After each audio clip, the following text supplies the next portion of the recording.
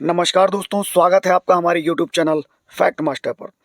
दोस्तों, आज के इस वीडियो में हम लोग बात करेंगे भारतीय राज्य व्यवस्था की। भारतीय राज्य व्यवस्था के जो भी प्रश्न विगत वर्षों में पूछे गए हैं, वन लाइनर में उनको देखेंगे। ये आपके किसी भी एग्ज़ाम में, चाहे वो आपका सुपर टेट हो, चाहे आपका लेखपाल का एग्ज़ाम हो, वनडे एग्ज़ाम हो, या फिर आप यूपीएससी की तैयारी कर रहे हैं, तो निश्चित रूप से कुछ ना कुछ प्रश्न आपको आपके एग्ज़ाम में देखने को ज़रूर मिलेंगे। कोशिश ये रहेगी कि कम समय में आपको बहुत ज़्यादा प्रश्न करवा दिए जाएँ। तो शुरुआत करते हैं वन लाइनर क्वेश्चन से। वीडियो को अंत तक देखिएगा, निश्चित रूप से बहुत सारे प्रश्न आपके तैयार हो जाएँगे और एक वीडियो में जो आपकी भारतीय राज्य व्यवस्था का निचोड़ है, जो भी प्रश्न पूछे गए हैं, आने की संभावना है, उन सभी प्रश्नों का समावेश आपको इस वीडियो में मिलेगा। तो वीडियो को अंत तक देखिएगा। चैनल पे पहली बार आ रहे हैं, शिक्षक भर्ती की तैयारी कर रहे हैं, या लेखपाल भर्ती की तैयारी कर रहे हैं, या किसी भी वनडे एग्जाम की तैयारी कर रहे हैं, तो ये वीडियो आपके लिए है। तो चलिए वीडियो को शुरू करते हैं। दोस्तों, पहला प्रश्न आपकी स्क्रीन पर है। पंचायत समिति के जो सदस्य होते हैं, वो जनता द्वारा प्रत्यक्ष रूप से चुने जाते हैं। भारत में सही मायने में किसे स्थानीय स्वशासन का जनक कहा जाता है? बहुत बार पूछा गया है और लगातार रेगुलर बेसिस पे ये प्रश्न पूछा जाता है। ये कहा जाता है लॉर्ड रिपन को। भारतीय संविधान का कौन सा भाग त्रिस्तरीय पंचायतों की व्यवस्था करता है?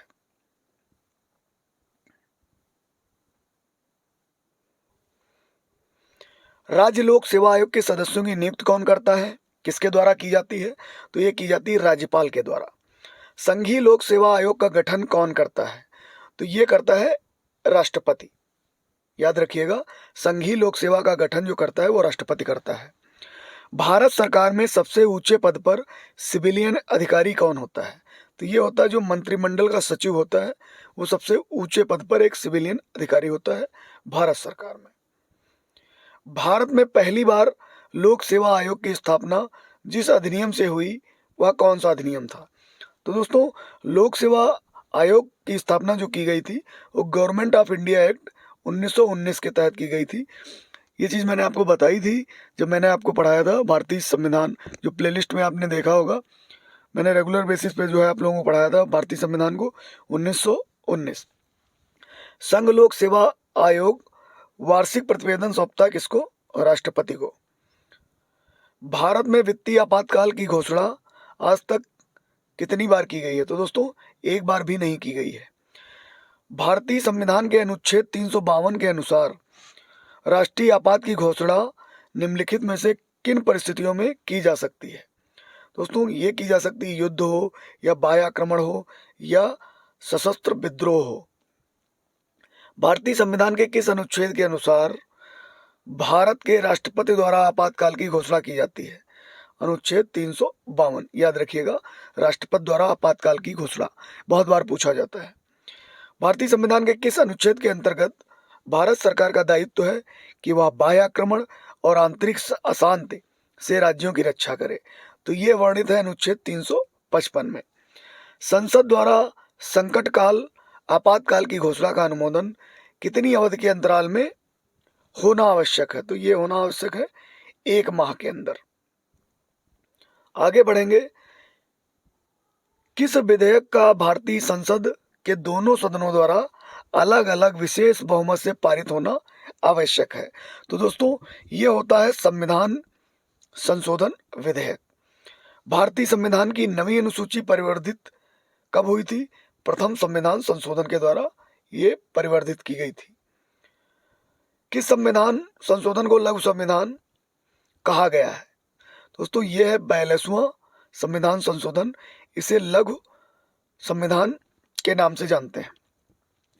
संविधान में संशोधन की पहल की जा सकती है संसद के किसी भी एक सदन में, चाहे वो राज्यसभा हो चाहे लोकसभा हो। किस संविधान संशोधन के अधिनियम के अंतर्गत भारत के संविधान के 8वीं अनुसूची में 4 भाषाएं जोड़ी गई हैं, जिससे उनकी संख्या बढ़कर 22 हो गई है? दोस्तों, ये संविधान संशोधन था जिसमें भाषाएं जोड़ी गई थी 92वां संशोधन अधिनियम।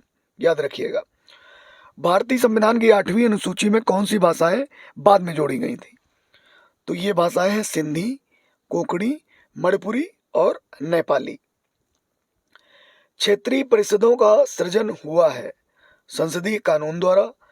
भारत की पंचवर्षीय योजना अंतिम रूप से अनुमोदित की जाती है राष्ट्रीय विकास परिषद के द्वारा। राष्ट्रीय विकास परिषद का मुख्य संबंध होता है पंचवर्षीय योजनाओं के अनुमोदन से। अंतर्राष्ट्रीय परिषदों का निर्माण का जो स्रोत है वो है संवैधानिक प्रावधान।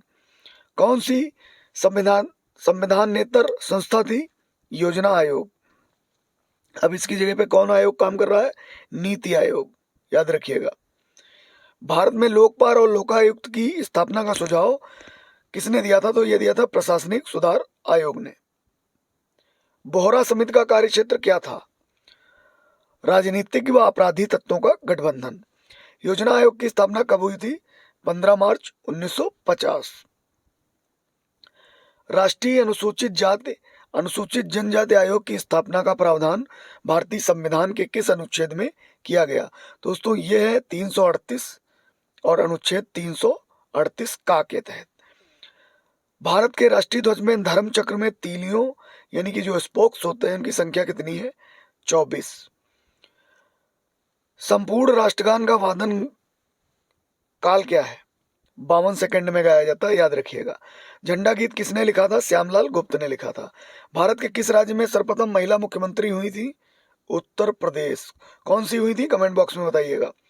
किस देश ने सर्वप्रथम महिलाओं को मताधिकार का प्रदान किया था? तो यह था न्यूजीलैंड। भारतीय संघवाद को सहकारी संघवाद कहा जाता है, किसने कहा था? जी ऑस्टिन ने। अनुपातिक प्रतिनिधित्व की व्यवस्था निर्वाचन क्रिया प्रणाली के रूप में सुनिश्चित करती है अल्पसंख्यकों के प्रतिनिधित्व को। किस राज्य का सचिवालय भवन राइटर्स बिल्डिंग के नाम से जाना जाता है? पश्चिम बंगाल का। दलीय व्यवस्था किस एक व्यापक व्यवस्था का अंग है? दोस्तों ये है राजनीति व्यवस्था का अंग। भारतीय संविधान की 10वीं अनुसूची किससे संबंधित है? दल बदल कानून से। आगे बढ़ते हैं। उच्चतम न्यायालय के न्यायाधीश किस आयु पर सेवानिवृत्त होते हैं? 65 वर्ष। सर्वोच्च न्यायालय के न्यायाधीश भारत में राष्ट्रपति द्वारा हटाए जा सकते हैं। तो दोस्तों संसद में महाभियोग प्रस्ताव पारित होने पर। भारत के सर्वोच्च न्यायालय ने संविधान की मूल संरचना, सिद्धांत, बुनियादी ढांचे, ये बहुत बार पूछा जाता है, का प्रतिपादन किस मुकदमे के तहत किया था? दोस्तों ये केस था केशवानंद भारती बनाम केरल राज्य, याद रखिएगा। प्रत्यक्ष बंदीकरण अधिनियम के अंतर्गत एक व्यक्ति बिना मुकदमा चलाए बंदी बनाया जा सकता है 3 माह के लिए। उच्च न्यायालय के न्यायमूर्ति की सेवानिवृत्ति की आयु है 62 वर्ष। उच्च न्यायालय का न्यायाधीश अपना त्यागपत्र किसको सौंपता? राष्ट्रपति को, याद रखिएगा, बहुत बार रिपीट होता प्रश्न। उच्च न्यायालय के न्यायाधीशों के वेतन और भत्ते दिए जाते हैं राज्य की समेकित निधि से, याद रखिएगा, पेंशन संघ की संचित निधि से। आगे बढ़ते हैं। भारत के मुख्य निर्वाचन आयुक्त की पदावधि कितनी होती है? 6 वर्ष होती है या 65 वर्ष के पूरे हो जाए, 65 वर्ष तक की आयु तक, जो भी पहले हो। भारत के मुख्य चुनाव आयुक्त को किसके द्वारा नियुक्त किया जाता है? राष्ट्रपति के द्वारा। संविधान की अनुसूचियों में कौन सी दल बदल विरोधी कानून से संबंधित है? तो ये 10वीं अनुसूची है। भारत में कोई भी राजनीतिक दल राष्ट्रीय दल के रूप में मान्यता प्राप्त कर सकता है यदि वह राज्य स्तर पर दल है। कम से कम 4 राज्यों में जो है दल होना चाहिए। कौन सा समवर्ती सूची का विषय है? दोस्तों ये है आपराधिक मामले। आर्थिक आयोजन का विषय है समवर्ती सूची का। निम्न में से कौन राज्य सूची में है? Railway police. शिक्षा जो प्रारंभ में राज्य सूची का विषय था उसे समवर्ती सूची में स्थानांतरित कर दिया गया 42वें संविधान संशोधन के द्वारा। विधायी शक्तियों का केंद्र राज्यों के मध्य वितरण संविधान की निम्न अनुसूचियों में से किसी में से एक है। तो ये अनुसूची है 7वीं अनुसूची। वे विषय जिन पर केंद्र व राज्य दोनों सरकारें कानून बना सकती हैं, तो ये समवर्ती सूची में स्थान दिया गया है। सरकारों द्वारा शुल्क एवं कर लगाने का अधिकार संविधान की किस अनुसूची में है? 7वीं अनुसूची में। भारत के संविधान के किस अनुसूची में विभिन्न राज्यों में अनुसूचित क्षेत्रों में प्रशासन व नियंत्रण के लिए विशेष उपबंध किए गए हैं? दोस्तों ये है 5वीं अनुसूची। अगला प्रश्न, केंद्र व राज्यों के बीच वित्त का बंटवारा किया जाता है वित्त आयोग की सिफारिश पर। सरकारी आयोग गठित हुआ था संघ व राज्यों के मध्य संबंधों की समीक्षा करने के लिए। भारतीय संविधान का कौन सा अनुच्छेद संसद को अंतर्राष्ट्रीय समझौतों को लागू करने के लिए विधि निर्माण करने की शक्ति प्रदान करता है? अनुच्छेद 253। भारत में केंद्र राज्य वित्तीय संबंध किसकी संतुष्ट से निर्धारित होते हैं? वित्त आयोग की संतुष्ट से। भारतीय संविधान का कौन सा अनुच्छेद जम्मू कश्मीर राज्य को विशेष दर्जा देता है? तो यह है अनुच्छेद 370। भारत एक संघीय राज्य है क्योंकि इसमें है शक्तियों का केंद्र व राज्यों में वितरण। भारत संघ में अवशिष्ट शक्तियां निहित हैं केंद्र सरकार में। ब्लॉक स्तर पर पंचायत समिति जो होती है वो प्रशासनिक प्राधिकरण होती है। पंचायत राज विषय में निम्न में से किस सूची में सम्मिलित है? राज्य सूची में। पंचायती राज की जो त्रिस्तरीय व्यवस्था की संतुति प्रारंभ में 1957 में किस समिति द्वारा दी गई? ये बहुत बार पूछा जाता है। बलवंत राय मेहता की समिति 1957 में। यदि पंचायत भंग हो जाए तो किस अवधि के अंदर पुनः चुनाव होंगे? 6 माह के अंदर। भारत में पहला नगर निगम स्थापित हुआ था मद्रास में। पंचायती राज का मुख्य उद्देश्य क्या है? लोगों को विकासमूलक प्रशासन में भागीदारी योग्य बनाना। भारत में पंचायती राज प्रणाली का शुभारंभ कब और कहां हुआ? दोस्तों ये हुआ था 2 अक्टूबर 1959 को नागौर राजस्थान में। महिलाओं को पंचायत में 1/3 आरक्षण भारतीय संविधान में संशोधन करके दिया गया। ये कौन सा था? 73वां संशोधन जो 1992 में हुआ था। बहुत बार पूछा जाता है। भारतीय संविधान का कौन सा संशोधन पंचायती राज व्यवस्था को सुदृढ़ करने के लिए किया गया? 73वां संशोधन। सुपर टेट में भी पूछा गया है बहुत बार। पंचायत चुनाव करवाने हेतु निर्णय किसके द्वारा लिया जाता है? राज्य सरकार के द्वारा। पंचायती राज्य की जो त्रिस्तरीय प्रणाली है उसमें ग्राम पंचायत, दूसरी पंचायत समिति और तीसरी जिला परिषद होती है। भारत में पंचायती राज का प्रतिनिधित्व कौन करता है? शक्तियों के विकेंद्रीकरण का, लोगों की हिस्सेदारी का, सामुदायिक विकास का। आगे बढ़ते हैं। भारत के नियंत्रक महालेखा परीक्षक की नियुक्ति की अवधि दोस्तों 6 वर्ष या 65 वर्ष, जो भी पहले हो। कौन राज्यपाल की नियुक्त करता है? भारत का राष्ट्रपति। उत्तर प्रदेश विधान परिषद में राज्यपाल द्वारा कितने सदस्यों को मनोनीत किया जाता है? तो दोस्तों कुल सदस्यों का 1/6 याद रखिएगा। भारतीय संविधान के किस अनुच्छेद के अंतर्गत विधानसभा को विधान परिषद का सृजन करने का प्रस्ताव पास करने की इजाजत मिलती है? तो यह है अनुच्छेद 169। जम्मू एवं कश्मीर की विधानसभा का कार्यावधि कितनी होती है? 6 वर्ष। किस राज्य में विधानसभा की सर्वाधिक सदस्य संख्या है? दोस्तों उत्तर प्रदेश में कितनी है? 403। विधानसभा की सदस्यता के लिए न्यूनतम आयु 25 वर्ष होनी चाहिए। बिना विधानसभा का सदस्य निर्वाचित हुए कोई मंत्री कितने समय तक पद पर बना रह सकता है? 6 महीने तक। भारत में राज्य विधान पालिकाओं का उच्च सदन कौन होता है? विधान पालिका परिषद। राज्य विधानसभा के सदस्यों की अधिकतम निर्धारित संख्या कितनी हो सकती है? 500। उत्तर प्रदेश में कितनी है? 403। राज्य विधानसभा में कोई धन विधेयक पुनर्स्थापित नहीं किया जा सकता बगैर राज्य के राज्यपाल की संमति के बिना। राज्य सरकारों का कार्यकारी अध्यक्ष संवैधानिक प्रमुख कौन होता है? राज्यपाल होता है। केंद्र तथा राज्य के विवादों का समाधान करना भारतीय सर्वोच्च न्यायालय के किस क्षेत्राधिकार के अंतर्गत आता है? प्रारंभिक। याद रखिएगा। भारत के सर्वोच्च न्यायालय के कार्यवाहक मुख्य न्यायाधीश की नियुक्ति कौन करता है? तो ये करते हैं राष्ट्रपति। भारतीय संविधान का संरक्षक कौन है? सर्वोच्च न्यायालय। संविधान के अंतर्गत उच्चतम न्यायालय से विधि के प्रश्न पर राय लेने का अधिकार किसको है? राष्ट्रपति को। बहुत बार पूछा जाता है, वेरी इंपॉर्टेंट प्रश्न। उच्चतम न्यायालय में संविधान के निर्वाचन से संबंधित मामले की सुनवाई करने के लिए न्यायाधीशों की संख्या कम से कम 5 होनी चाहिए। निम्नलिखित में से कौन सी एक रिट न्यायालय में कार्यवाही लंबित होने की दिशा में लागू की जाती है? प्रतिषेध याचिका। एक ऐसी याचिका जो न्यायपालिका द्वारा की जाती है तथा जिसमें कार्यपालिका को कहा जाता है कि वह कार्य करे जो उसे प्रदत्त शक्तियों के अंतर्गत करना चाहिए। उस रिट को कहा जाता है मैंडेमस, यानी कि परम आदेश रिट। भारतीय संसद में निम्नलिखित में कौन शामिल है? राष्ट्रपति के दोनों सदन, लोकसभा और राज्यसभा। संसद की सम्मिलित बैठक की अध्यक्षता करता है लोकसभा का अध्यक्ष यानी स्पीकर। लाभ का पद परिभाषित हुआ है संसद द्वारा। निम्नलिखित में से कौन एक लोकसभा और राज्यसभा की गण पूर्ति करता है? दोस्तों, जो कुल सदस्य होते हैं उनका 1/10, इसे कोरम बोलते हैं। कोई कानूनी विधेयक संसद के किस पटल पर रखा जा सकता है? दोनों में से संसद के किसी एक पटल पर।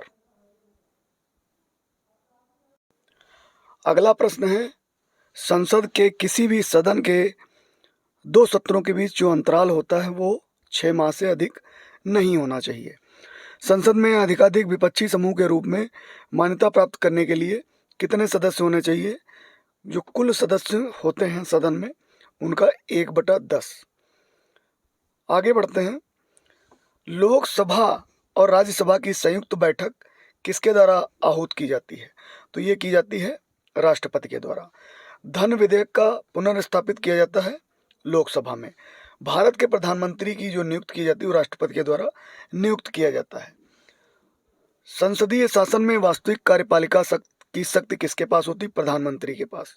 भारत का प्रधानमंत्री मुख्य है केंद्र सरकार का। मंत्रिपरिषद सामूहिक रूप से किसके प्रति उत्तरदायी है? लोकसभा के प्रति।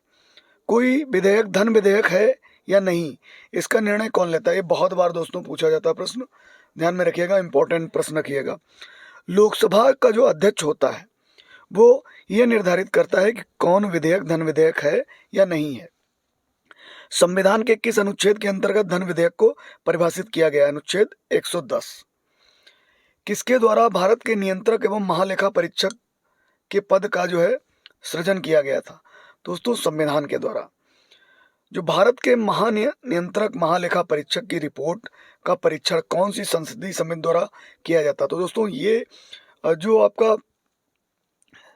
भारत का नियंत्रक महालेखा परीक्षक होता है, इसकी रिपोर्ट का परीक्षण करती है लोक लेखा समिति। भारत के प्रथम विधि अधिकारी के रूप में कौन जाना जाता है? तो ये जाना जाते हैं भारत के जो महान्यायवादी होते हैं। कौन संसद के किसी सदन का सदस्य ना होने पर भी सदन की बैठक में भाग ले सकता है? तो ये होता है भारत का महान्यायवादी। भारत सरकार को कानूनी विषयों पर परामर्श कौन देता है? भारत का महान्यायवादी यानी कि अटॉर्नी जनरल। भारत के राष्ट्रपति के खिलाफ महाभियोग की प्रक्रिया शुरू की जाती है संसद के किसी भी सदन में, चाहे वो राज्यसभा का हो चाहे लोकसभा का हो। बिल्कुल प्रारंभ से भारत के राष्ट्रपति के पद पर आसीन व्यक्तियों का सही क्रम कौन सा है? दोस्तों, क्रम की अगर बात करें तो सबसे राजेंद्र प्रसाद, एस राधाकृष्णन, जाकिर हुसैन और वीवी गिरी।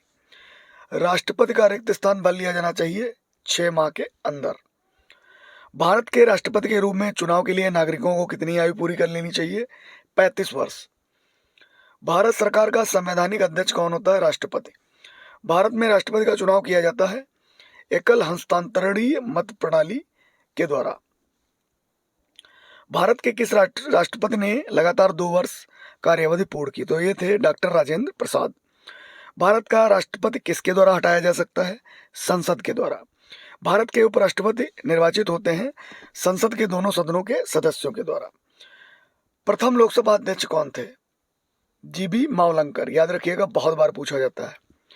लोकसभा की निश्चित सदस्य संख्या कितनी है? 545। भारतीय संविधान में निर्धारित किए गए लोकसभा की संख्या अधिकतम कितनी हो सकती? 552। याद रखिएगा, 552। लोकसभा में आंग्ल भारतीय समुदाय से सदस्य मनोनीत करने की शक्ति किसके पास है? राष्ट्रपति। कितने सदस्य मनोनीत करता है? 12। याद रखिएगा। लोकसभा के लिए चुनाव में निर्वाचित होने के लिए किसी व्यक्ति की न्यूनतम आयु 25 वर्ष होनी चाहिए। प्रथम लोकसभा स्पीकर जिसके खिलाफ लोकसभा में अविश्वास प्रस्ताव लाया गया था, तो ये थे जीबी मावलंकर। निम्नलिखित में से कौन सा एक लोकसभा का सर्वाधिक बड़ा निर्वाचन क्षेत्र है? तो दोस्तों, ये लद्दाख है। याद रखिएगा क्षेत्रफल के अनुसार। आंग्ल भारतीय समुदाय का लोकसभा में प्रतिनिधित्व करने का उपबंध संविधान के किस अनुच्छेद में किया गया है? दोस्तों ये है अनुच्छेद 331। राज्यसभा के चुनाव के लिए अपेक्षित न्यूनतम आयु जो होती है वो 30 वर्ष और लोकसभा की 25 वर्ष। संसद राज्य सूची के विषय में संबंध में कानून बना सकती है यदि राज्यसभा ऐसा संकल्प पारित करती है तो। किस सदन में अध्यक्षता करने वाला अधिकारी उस सदन का सदस्य नहीं होता है? राज्यसभा का। यह उसका जो अध्यक्ष होता है वो उपराष्ट्रपति होता है। और ये बहुत बार प्रश्न पूछा गया है।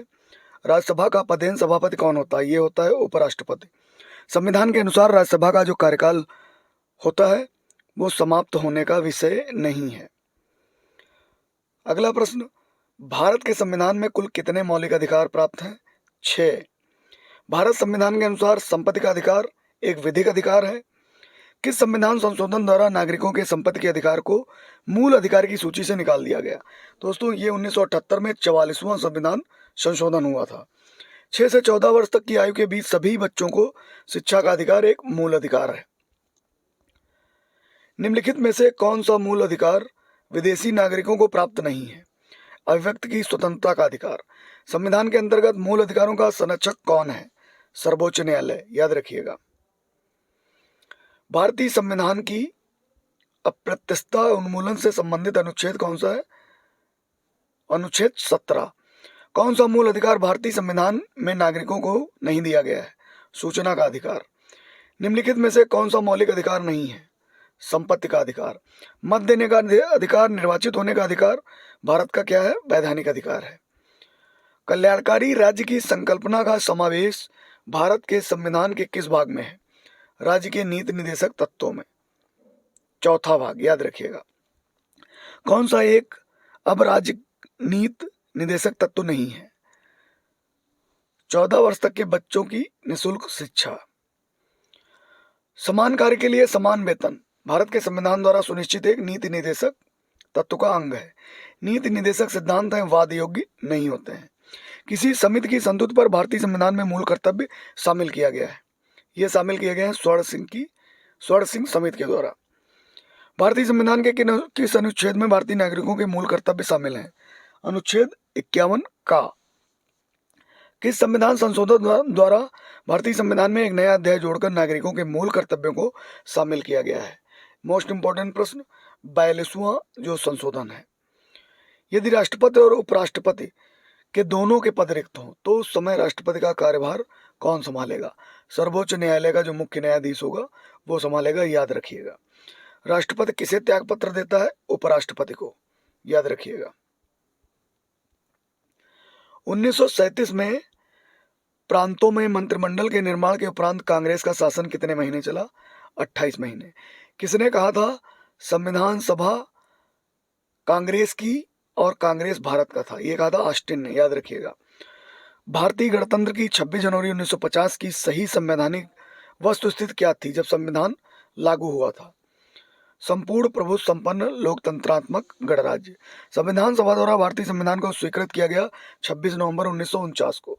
ये प्रश्न ध्यान में रखिएगा, वेरी इंपॉर्टेंट है और बहुत बार ये रिपीट होता है। संविधान के हमारे राष्ट्र का उल्लेख किस नाम से किया गया? भारत तथा इंडिया। भारत की राजनीतिक व्यवस्था में कौन सर्वोच्च है? संविधान सर्वोच्च है। किस संविधान संशोधन द्वारा समाजवाद, पंथ निरपेक्षता और राष्ट्रीय एकता अखंडता शब्द संविधान की प्रस्तावना में जोड़े गए? 42वां संविधान संशोधन। भारतीय संविधान के उद्देश्यों को प्रतिबिंबित करता है। संविधान की प्रस्तावना। भारतीय संविधान के मूल अधिकारों का विचार लिया गया है संयुक्त राज्य अमेरिका से, याद रखिएगा, मूल अधिकार। और मौलिक कर्तव्य कहाँ से लिए गए हैं? कमेंट बॉक्स में बताइएगा। भारतीय संविधान में राजनीति के नीति निर्देशक तत्व लिए गए हैं आयरलैंड से, याद रखिएगा, बहुत ज़्यादा इंपॉर्टेंट है। मौलिक अधिकार लिए गए हैं सोवियत रूस के संविधान से, पूर्व सोवियत संघ के संविधान से। भारत के राष्ट्रपति पर महाभियोग की विधि अपनाई गई है यूएसए से। संविधान में न्यायिक समीक्षा की धारणा यूएसए से ली गई है। संविधान में समवर्ती सूची ऑस्ट्रेलिया से ली गई है। ये भी बहुत बार पूछा जाता है, ध्यान में रखिएगा। भारतीय संविधान ने भारतीय महासंघ की योजना किस देश से ली है? कनाडा से। एकल नागरिकता की अवधारणा इंग्लैंड से ली गई है।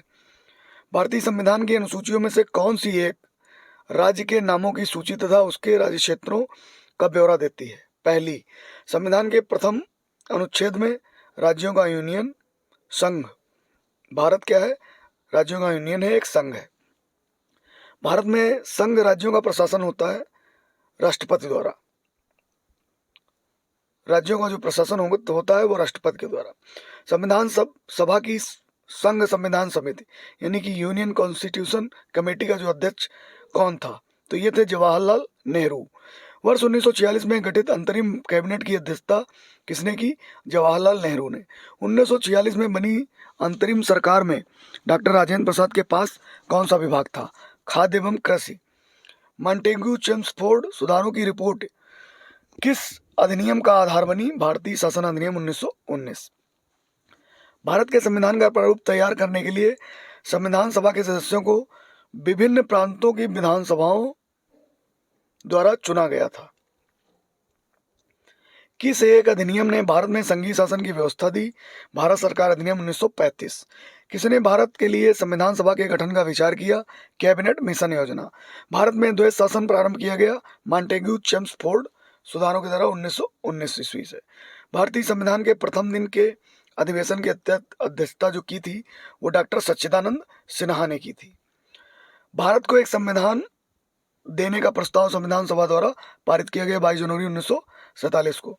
स्वतंत्र भारत की संविधान सभा के स्थायी अध्यक्ष कौन थे? डॉक्टर राजेंद्र प्रसाद। स्वतंत्र भारत के प्रथम गवर्नर जनरल, बहुत बार पूछा जाता है, लॉर्ड माउंटबेटन, याद रखिएगा इसको। स्वतंत्र भारत के प्रथम भारतीय गवर्नर जनरल सी राजगोपालाचारी, भारतीय गवर्नर जनरल। अंतिम गवर्नर जनरल स्वतंत्र भारत के सी राजगोपालाचारी। संसदीय शासन प्रणाली सर्वप्रथम किस देश में विकसित हुई? ब्रिटेन में। भारतीय संविधान सभा का प्रारूप समिति के जो अध्यक्ष थे वो डॉक्टर भीमराव अंबेडकर थे। मोस्ट इंपॉर्टेंट, बहुत बार पूछा जाता है, जहां पर प्रारूप समिति की बात आए वहां पर डॉक्टर अंबेडकर लगाइएगा। भारत शासन द्वारा राजकीय चिन्ह कब अंगीकृत किया गया? 26 जनवरी 1948 को। इंपॉर्टेंट है, इसको भी ध्यान में रखिएगा। संवैधानिक सलाहकार किसे नियुक्त किया गया था संविधान सभा का? डॉक्टर BN राव, याद रखिएगा, ये भी इंपॉर्टेंट है। सांप्रदायिक निर्वाचन भारत में पहली बार किस वर्ष प्रारंभ हुआ? 1909 में। राज व्यवस्था के थे। और भी जितने सब्जेक्ट हैं, चाहे वो आपका सामान्य विज्ञान हो, चाहे इतिहास हो, भूगोल हो या भारतीय अर्थव्यवस्था हो, एक लाइन में कोशिश रहेगी कि बहुत सारे प्रश्न आपको मिल जाएं। और समय का विशेष ध्यान रखा गया है और लगभग कोशिश ये रहेगी कि जो आने वाले वीडियो हैं वो आपको आधे घंटे के ही मिले, इससे ज़्यादा ना मिले। और सभी चीज़ें पूरी की पूरी जो है वन लाइनर जो बार बार पूछे गए हैं वो आपके रिपीट हो जाएं। उम्मीद है वीडियो को आप लोग शेयर करेंगे और निश्चित रूप से चैनल पे पहली बार आए हैं, किसी भी परीक्षा की तैयारी कर रहे हैं, शिक्षक भर्ती की तैयारी कर रहे हैं, तो निश्चित रूप से हमारे चैनल को सब्सक्राइब जरूर करेंगे। जल्दी मिलेंगे एक नए इन्फॉर्मेटिव वीडियो में, तब तक के लिए राम राम।